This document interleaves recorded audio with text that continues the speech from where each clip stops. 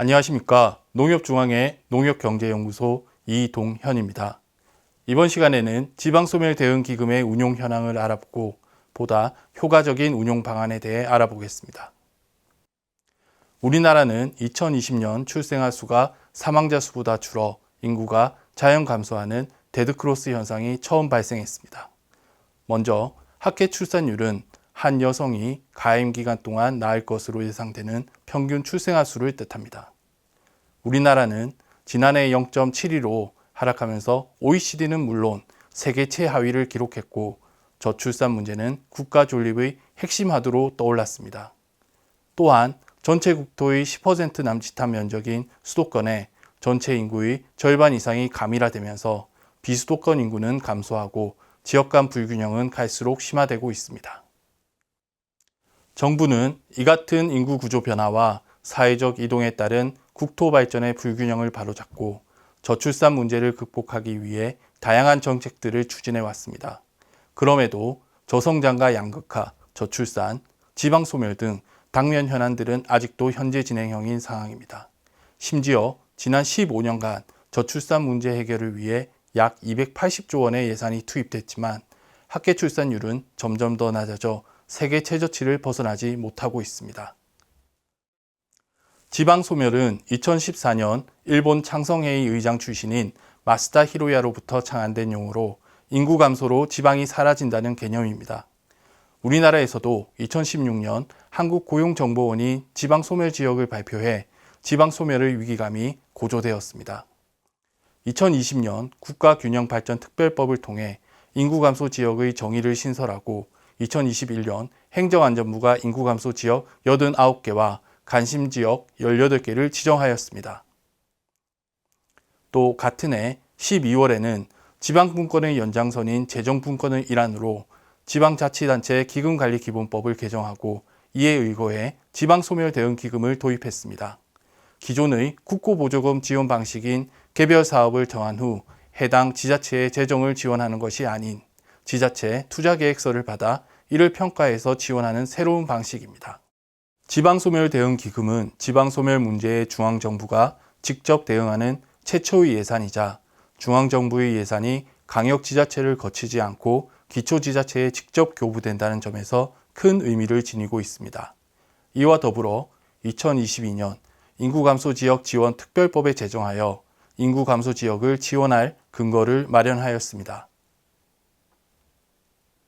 지방소멸대응기금의 목적은 지역이 주도하는 지방소멸 대응 사업 추진의 재정 지원입니다. 연 1조 원 규모로 2022년부터 2031년까지 10년간 지원됩니다.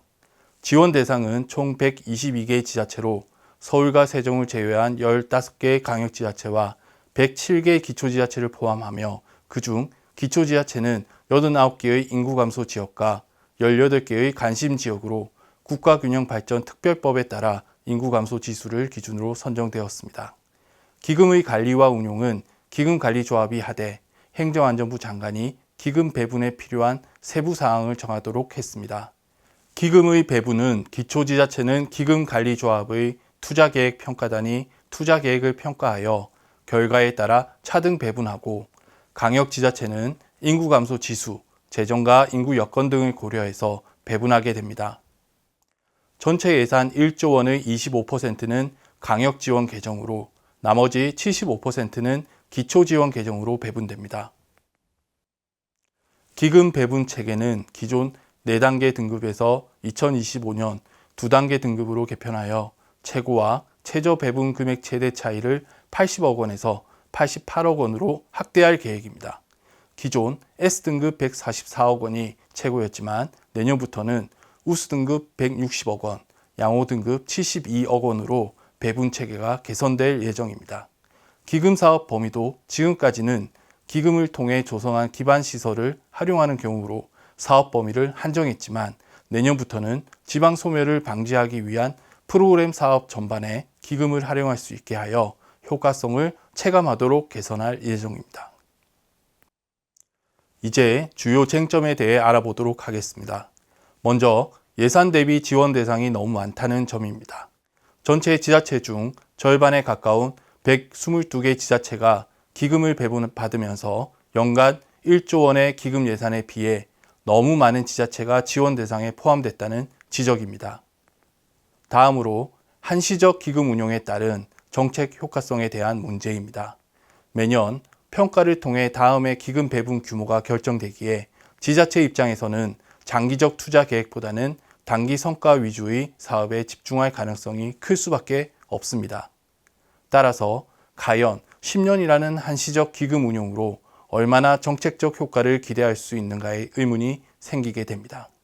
또한 기금 사업이 일회성, 소모성 사업에 편중되어 당초 취지를 살리지 못하고 있다는 논란도 계속되고 있습니다. 투자계획 수립 시 지역의 창의성보다는 평가에만 매몰되어 있지는 않은지 되돌아볼 필요가 있습니다. 마지막으로 지난 3년간 기금 운용에서 저조한 집행률 또한 문제로 지적되고 있습니다.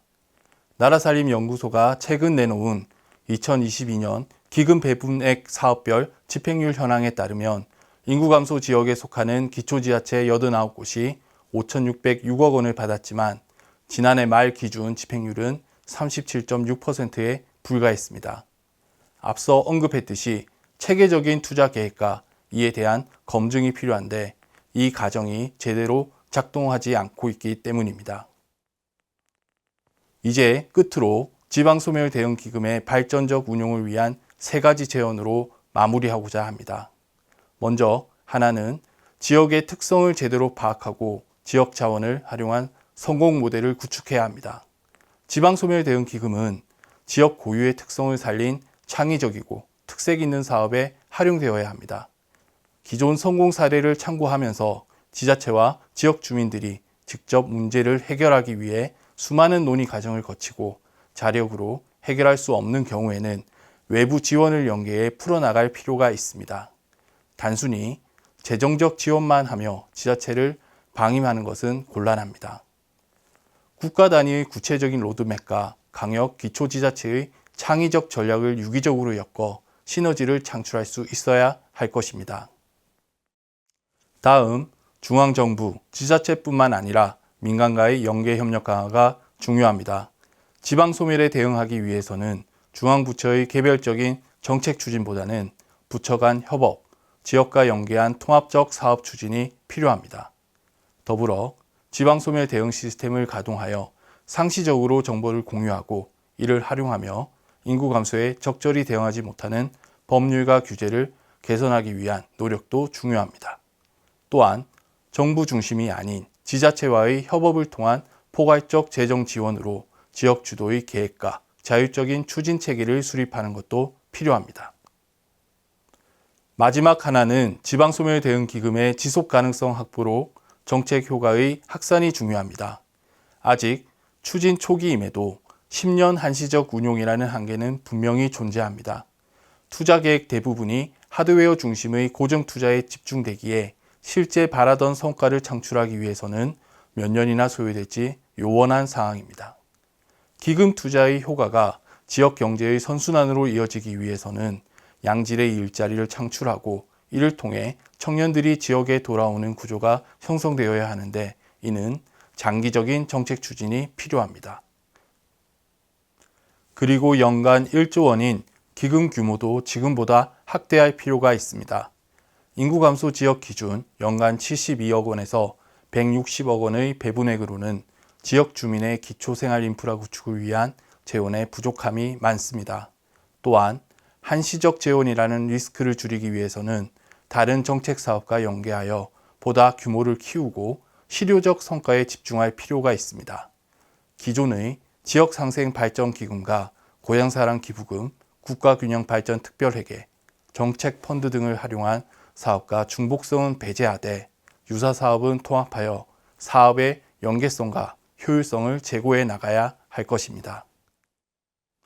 지금까지 지방소멸 대응 기금 운용 현황과 시사점에 대해 살펴보았습니다. 지방소멸 대응 기금이 인구 감소 지역의 지방소멸에 대응하는 다양한 정책 추진의 마중물로서 지속 가능한 농업 농촌의 밑거름이 되기를 기대합니다. 감사합니다.